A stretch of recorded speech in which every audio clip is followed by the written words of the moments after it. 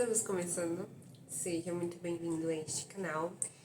Eu sou a Priscila e hoje nós vamos dar continuidade à resenha, que eu acho que não é mais nem uma resenha, né? Eu acho que é como que fala? Leitura conjunta. Eu tenho um outro lugar gravando esse vídeo, então pode ser que tenha mais barulho, que onde eu tô é um pouco, né? É isso. Mas a gente vai gravar hoje, né? Dando continuidade, nós estamos no capítulo 4 de hoje. Hoje vai dar início ao capítulo 4. E o título é O que está por trás da lei. Começa na página 51, vai até 58 desse livro que eu tenho aqui. E no início, no início desse capítulo, ele relembra aquilo que nós já falamos, comentamos no vídeo anterior. Então ele começa falando, gente, lembra daquilo que nós falamos, resumindo, nós falamos sobre pedras e árvores, sobre objetos, e que esses objetos em si, eles não estão regidos por uma lei da natureza, mas que na verdade é uma forma de nós falarmos, porque esses objetos não passam além, né? No caso, ele é um fato, nós observamos algo acontecendo e nós podemos observar que ele se comporta de determinada forma. Não é algo real, porque no capítulo anterior, ele fala no final do capítulo que há algo muito além dos fatos comuns do comportamento humano, né? Aquilo que podemos observar. E ainda assim, definitivamente bem real. Uma lei real que nenhum de nós construiu, mas que exerce uma pressão sobre nós. Ele encerra o capítulo 3 falando a respeito desse algo real. Então, quando ele dá início aqui à introdução no capítulo 4, ele fala que esses fatos que nós podemos observar nos objetos, sejam pedras, em árvores, no mar, no céu, eles são apenas fatos que estão acontecendo, né? Coisas que podemos observar. Que é diferente no caso dos seres humanos. Na página 51, ele fala que a lei do certo e do errado tem que ser algo que vai além dos fatos concretos do comportamento humano.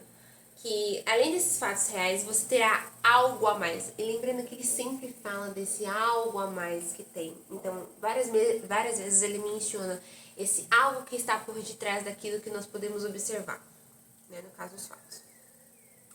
E aí você terá esse algo a mais. Uma lei real que não foi inventada por nós e a qual sabemos que temos de obedecer. Então, ele continua, né? E aí ele dá início falando sobre... Ele faz alguns questionamentos. Ele fala que a maior parte dos seres humanos, pelo menos a gente espera que a grande maioria, tenha tido pensamentos como o que é realmente este universo?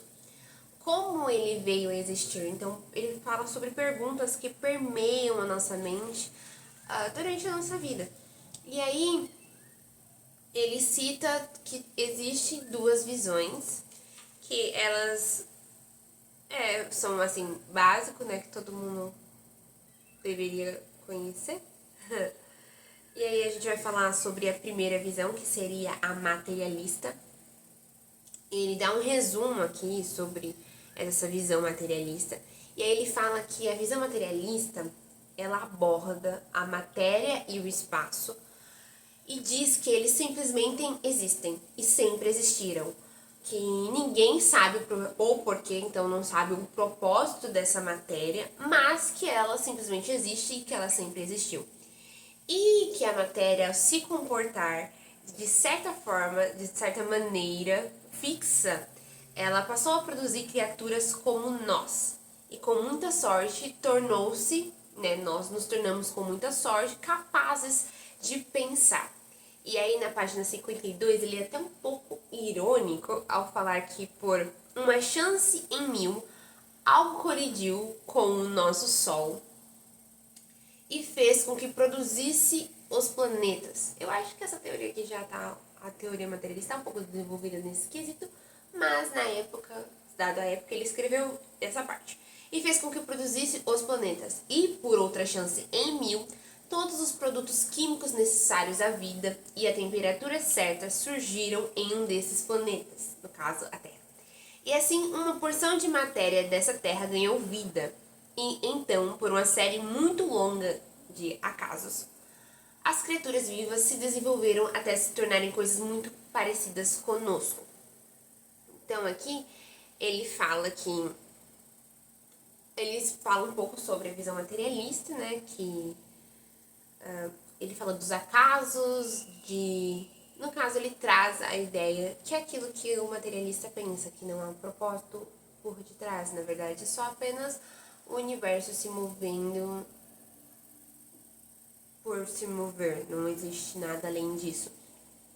E aí ele cita também a visão religiosa, mas isso daí eu vou abordar no outro vídeo, então vou separar em 2 vídeos, que é a visão primeiro materialista, que é esse aqui, que tá no título do vídeo, e vou abordar no segundo vídeo sobre a visão materialista. Mas ele fala que ambas as visões, no caso, né, elas não podem ser... não é possível descobrir qual dessas visões, pelo método científico, no sentido comum, é a correta do ponto científico, no caso. Gente, ele afirma isso, ele fala... não é possível descobrir qual dessas visões, no seu sentido comum, é a correta do ponto de vista científico. Então, por mais que algumas pessoas falam, é a ciência, que não sei o que, blá, blá, tá certo nesse quesito. Não, ele fala que não é possível definir qual que é a mais correta, no caso, definir. E aí ele até fala assim, ó, a ciência, ele começa a explicar, eu não quero desmerecer a ciência. Ele fala aqui, tô apenas falando o que ele diz. Eu não quero desmerecer a ciência, mas a ciência, ela é o quê? O que é a ciência? A ciência ela funciona com base em experimentos e observa o comportamento das coisas. Então ele te dá aqui um exemplo, como apontar um telescópio para uma determinada parte, em tal data, em tal horário, você vai conseguir ver alguma coisa no universo, no céu. Você observou aquilo. Então você viu um fato acontecendo e você pode anotar sobre aquele fato. E aí ele dá um outro exemplo também. Então ele diz assim, ó, a ciência experimenta, faz experimentos e observa o comportamento dessas coisas. No entanto, ele pega e fala assim, ó, a ciência, o C.S. Lewis no caso, ele apresenta um ponto que a ciência, ela não consegue alcançar. Que seria aí a razão pela qual as coisas acontecem.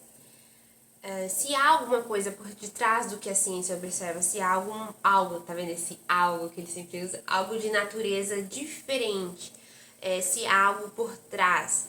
Então, a ciência não consegue alcançar isso, ele não consegue alcançar uma resposta do porquê o universo existe, porque ele passou a existir, para onde ele está indo, qual que é o propósito deste universo, é apenas existir e deixar de existir? E aí ele fala que se há algo de fato por assim, nós não apenas passamos a existir do nada e sem nenhum propósito, temos essa continuidade, tal. Um dia passaremos a não existir, né? Como diz a evolução, vai evoluir para alguma coisa, mas não se sabe o porquê, nem para quem, ou qual seria o motivo. Então ele fala assim, ó, se há algo por detrás, se há um motivo, se há um porquê, a ciência não consegue descobrir. E ele fala, se você não encontrar outro método, se não for descoberto de outra forma, né? Se esse algo realmente existe, permanecerá em oculto se você não tentar descobrir por outra forma. E aí, novamente, ele começa a fazer perguntas. Por que existe o universo? Por que ele funciona como funciona? Será que ele tem algum sentido? Então, são dúvidas que às vezes permeiam as pessoas, e aí ele fica assim questionando, mas será? Mas será? Mas será? E aí até ele fala, olha gente, é assim, a ciência ela não pode, e no caso não poderia ou não deveria, afirmar se uma coisa existe ou não. Porque, como nós falamos, a ciência, ela, com base em experimentos e observações, ela determina coisas que acontecem, coisas que estão acontecendo. Então, não tem nada a ver com algo por detrás. Ela apenas vê o fato concreto, né? O fato que acontece. E pronto, é isso. Ela não pode falar, se ela não viu, se ela não experimentou, ela não pode dizer que algo é ou não é verdadeiro. E ele até fala assim, gente, quem normalmente diz que algo é real, que algo é mentiroso, que algo é falso, são os jornalistas, são os romancistas. Ele fala assim, ó, jornalistas e escritores de romances populares que entram nesses méritos a partir de informações coletadas em manuais de ciências populares e superficiais. Então ele já fala, olha, vocês são superficiais. Vocês estão falando de coisas que vocês não sabem, que vocês não estudaram pra isso. Vocês só pegaram artigos e revistas que vendem pra, assim, né, de forma mais simplória, que nem esse vídeo aqui. Eu tô explicando de uma forma bem simplória. Mas as pessoas pegam as coisas de maneiras superficiais e vendem a investigação com um mérito de verdadeiro ou falso. E aí ele fala, não, a ciência não tem esse objetivo. Então, aí, novamente, né, vamos voltando aqui para o fato de que ele traz as perguntas. Ele fala assim, ó, não está claro questões como por que existe o universo, por que ele funciona, como funciona, será que ele tem algum sentido? Então, há um propósito por detrás do universo e por que o ser humano, normalmente, ele tem essa necessidade de vocação, de propósito? Por que nós procuramos e estamos tentando descobrir qual o sentido da nossa vida, se há alguma coisa que nós devemos fazer ou algo está em falta? Algumas pessoas podem ter se tranquilizado ao passar dos anos, mas quem nunca se perguntou sobre isso? E aí, ele fala assim, olha, se não houvesse algo por detrás dessas respostas, né, dessas perguntas que nós temos, nós estaríamos numa situação bem desesperadora se não fosse por um detalhe. E aí ele pega e fala, ó, há somente uma coisa que nós podemos saber mais do que poderíamos extrair por observação externa. Então, há somente uma coisa que nós podemos ver sem ser olhando de fora. Há uma coisa que nós podemos olhar de dentro. E aí ele fala assim, ó, queridos, nós podemos observar-nos de dentro. Não nos limitamos a observar as pessoas meramente de forma. Nós somos seres humanos, então nós podemos tirar informações internas. Então nós podemos fazer observações por dentro, possamos assim dizer. Aí ele pega e fala o seguinte na página 54. Sabemos que as pessoas estão debaixo de uma lei moral que não foi criada por elas e que não conseguem esquecer mesmo que tente, e a qual sabem que devem obedecer. Lá no capítulo 1, ele fala, ó, em todos os lugares, em todas as épocas, as pessoas elas têm essa ideia curiosa de que devem se comportar de determinada forma e não conseguem realmente fazê-lo. E os indivíduos, na verdade, não se comportam dessa forma. Então, é esse mesmo assunto que ele está reafirmando aqui.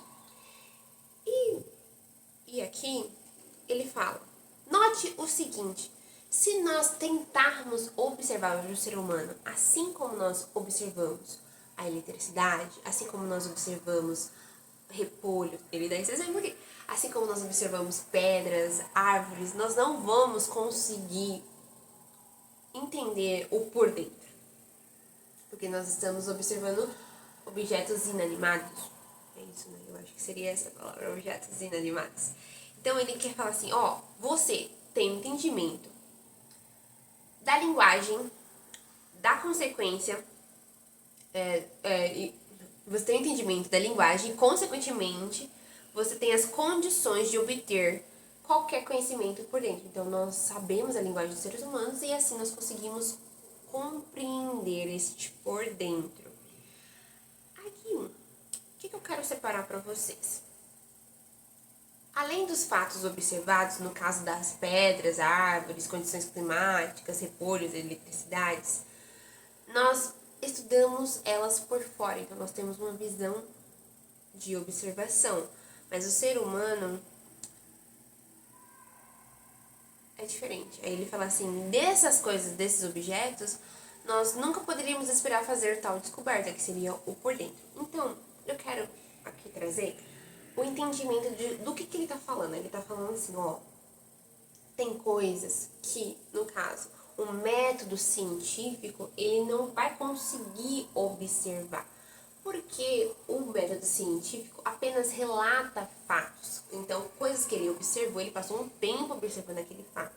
Ele fez anotações sobre aquele fato e ele chegou a uma conclusão de acordo com um acontecimento corriqueiro. E ele fala, seres humanos não podem ser vistos dessa forma. E para ficar mais claro para vocês, eu tô lendo esse livro aqui, Verdade Absoluta, aqui desse de baixo, da Nancy Pearcey. E aí, ó, meu gato. Gente, pode ser que meu gato faça barulho, porque tá aqui, então é isso aí. E aí, ela pontua umas coisas interessantes, no sentido de... Ela fala um pouco sobre o materialismo, sobre a evolução, o darwinismo e o iluminismo. Ela fala sobre esse assunto, no Verdade Absoluta. Se você tiver interesse, compre esse livro. Ele é bem interessante. Aqui no final, ela tem mais de 70 folhas de referências. Ela tem mais de 70 folhas de referências, então é bem estudado, é bem especificado o assunto. Tem um monte de livro, um monte de arquivos que ela cita aqui para poder fazer este livro. Então ela não tirou da cabeça dela, ela pega informações com base. E aí, no caso, eu quero que vocês entendam que, para poder ficar melhor entendido sobre esse lance, sobre essa questão de observar, né, ou sobre a ciência, fazer experimentos e observar, que é diferente, ela fala que os materialistas, os iluministas, eles dividiram, não sei se é moral ou entendimento, eu acho que o entendimento se encaixaria bem, eles dividiram o entendimento em dois pavimentos. Então, o pavimento de baixo, que seria a razão, a ciência e a razão, e o pavimento de cima, que seria o romantismo, a religião e ciências humanas.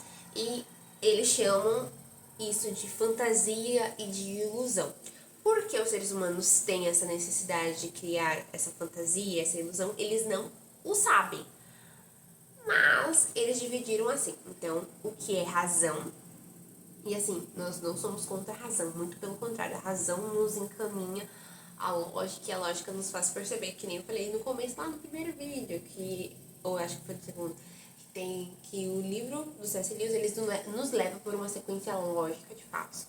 No caso que podemos contestar, ou constatar, e entender o que ele está querendo dizer daquilo. Então, nós não somos contra a razão. Mas aqui, eles dizem que não há razão na religião, nas ciências humanas, que não passam apenas de ilusões e fantasias. Então, eles dividem entre dois pavimentos. O pavimento da fantasia e da ilusão e o pavimento da ciência e da razão. Então, na ciência e na razão, o que eles falam de modo geral? Eu vou citar aqui algumas coisas, eu peguei a partir da página 115 desse livro. Eu já estou um pouco mais pra frente, mas é nessa aqui que ela menciona. Ela fala que nesse pavimento da ciência tem a matéria. Então, eles começam a se referir, no caso dos materialistas, como o ser humano como uma máquina mecânica e determinista, uma máquina do mundo newtoniana. Aí, fatos apenas, verdade publicável, verificável, então verdade que possa ser observada, um fato que possa ser observado, no caso. Aí tem outros autores que afirmam que os seres humanos são máquinas de processamento de dados, que os seres humanos são máquinas, o naturalismo científico. Então, ela começa a explicar essa diferença entre o pavimento da ciência barra razão e a fantasia e ilusão da religião e das ciências humanas. E aí, no caso, todos os materialistas, eles colocam o ser humano no pavimento de uma máquina. Você faz as coisas porque você é programado para fazer. Quando eu falo isso, eu já fiz curso de TI, então na minha cabeça tem total sentido o que eu tô falando. Mas é isso. Então, uma máquina programada para fazer aquilo, ela não está... seria o instinto, né? Ela não tem nenhuma... No caso, eles ignoram o que é espírito, pensamento, emoção, vontade, liberdade, autônomo, valor socialmente construídos. Seres humanos têm liberdade moral, dignidade, ideias morais. Então, assim, não que eles ignoram isso, mas no caso, os materialistas, eles enxergam o ser humano como uma máquina. Eles só apenas dão um salto de fé, que é o que ela fala, o salto de fé,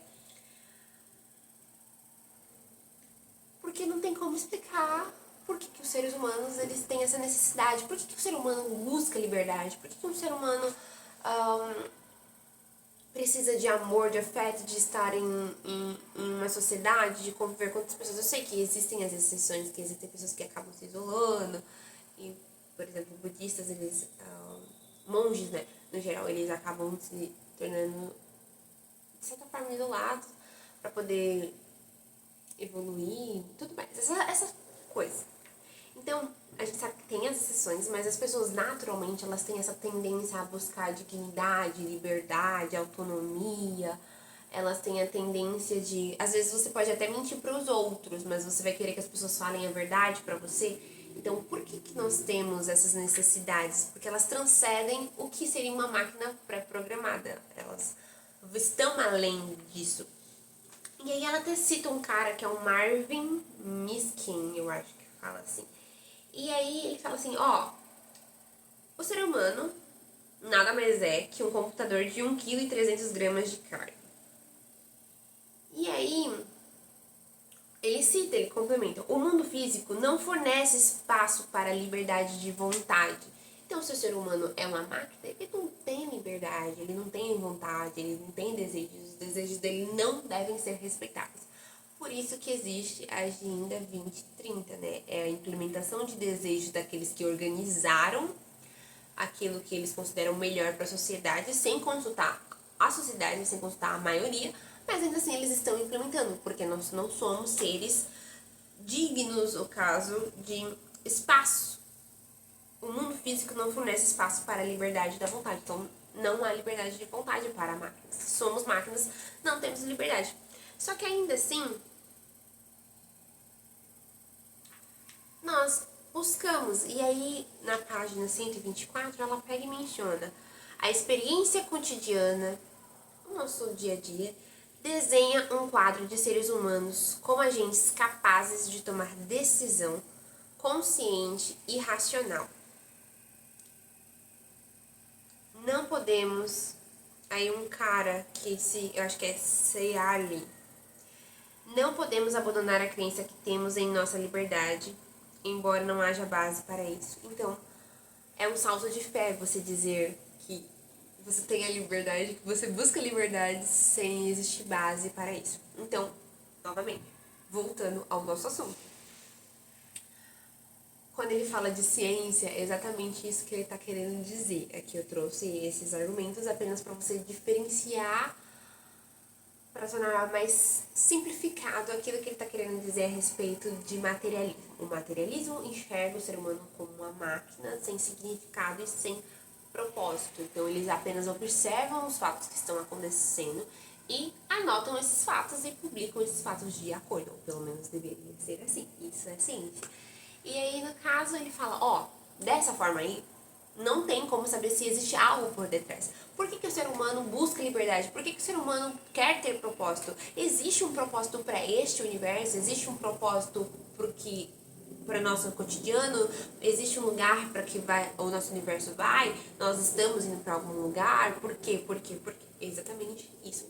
Não tem como responder, a não ser se for descoberto de outra maneira, como ele menciona no livro. E aí ele pega e fala, tudo bem, já li essa parte, mera observação dos fatos.